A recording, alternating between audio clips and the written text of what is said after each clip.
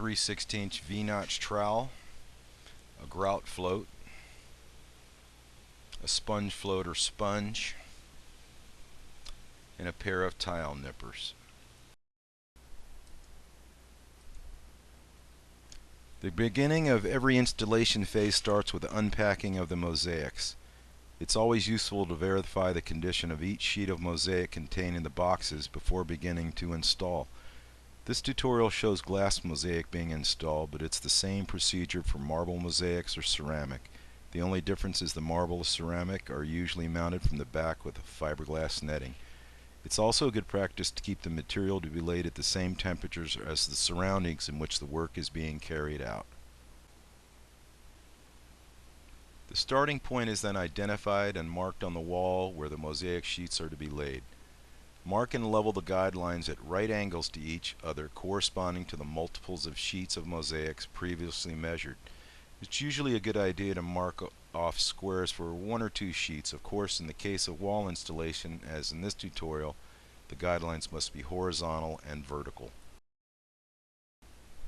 Once the reference grid has been marked, the adhesive, which is a polymer modified thin set available at Home Depot and Lowe's, is spread over the work area, getting it very close to the work lines you have marked, but not covering them so that you can place the tiles right on the lines.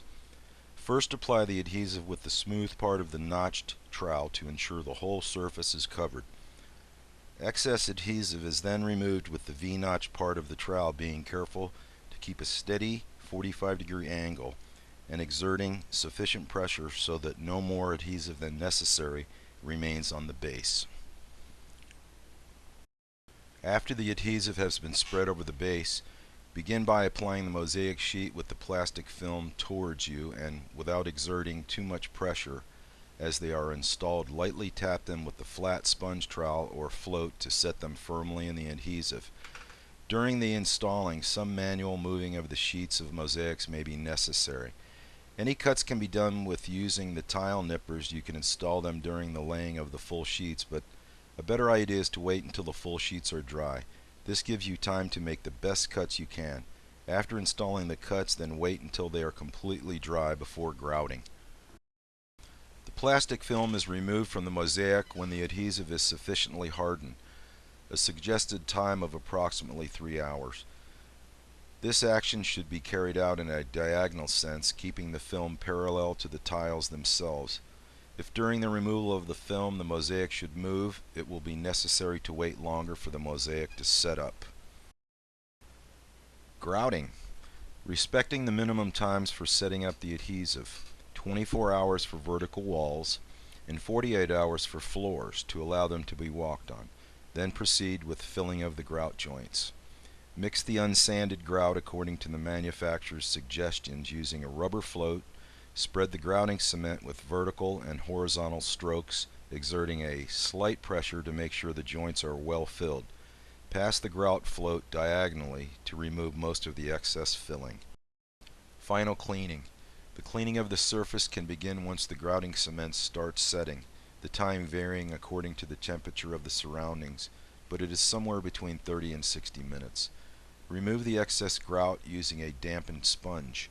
At all times, be careful not to remove the grout from the joints. It is very important to carry out this operation before the grouting has completely hardened. After the grout has completely dried, 24 to 36 hours, any eventual residue can be removed with a special acid-based product for removing cement residue available at all major home and garden stores. These phosphoric acids do not change the grout color. If there are any traces of grout on the mosaic at the end of the job, it can be removed with 000 steel wool. If you have any questions about this tutorial, please feel free to contact us at kitchen_tile_mosaics.com.